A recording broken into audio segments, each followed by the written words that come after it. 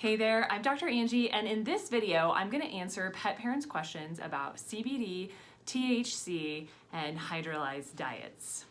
Wendy writes, what studies have been done on the use of CBD in cats? Hold on, that's my pug getting into something. I'll be right back. Pugsley.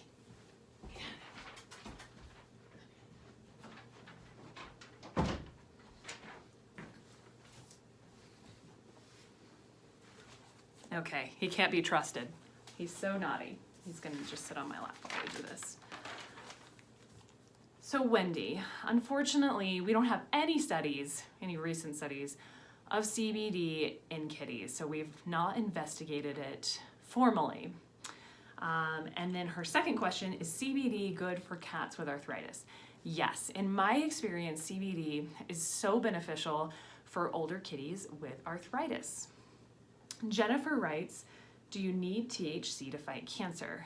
The answer is I don't really know, and I don't think anybody knows yet. I don't use THC, one, because it's illegal, and it's not legal for any veterinarian to prescribe THC to their patient. And two, we don't really know how it makes animals feel. And I know that THC makes me feel bad. It makes me feel a little anxious and uncomfortable. And I'd hate for our pets to feel that way, and they can't really tell us that they're feeling that way and advocate for themselves. So I don't recommend using THC in pets. I have great success using CBD in my cancer patients to stimulate appetite and to just help them feel better. We do think CBD has anti-cancer properties, but we need to do more research. Stephanie writes, does CBD come in a transdermal formulation? And transdermal just means that you can put it on your skin and it gets in your bloodstream. And as of now, I haven't seen any transdermal preparations for animals, nor have I seen any studies to support their use. And as it is now, I just recommend all my patients take it orally. Now, that being said, anything you put on a cat is eventually going to go in their mouth. And so if it's the only way you could get into your kitty is to put it on their fur, you could definitely try that, although I still think it's better to put it on their food for them to eat. Rachel writes, what's the difference between a hydrolyzed diet and amino acid-based diet?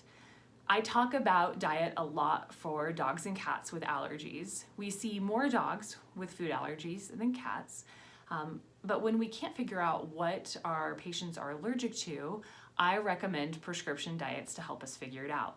Now there's two classes of prescription diets. One are hydrolyzed diets and two are amino acid based diets. And as far as I know, there's only one amino acid based diet for dogs, and that's called Ultimino. They do make it for cats too, but I don't use it.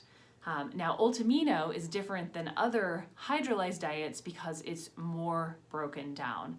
If you were to think about a protein, which is what we're allergic to, what our cats and dogs are allergic to, as a strand of pearls, each amino acid is a pearl. And when we break down to individual amino acids, it's less allergenic and we see less reactions.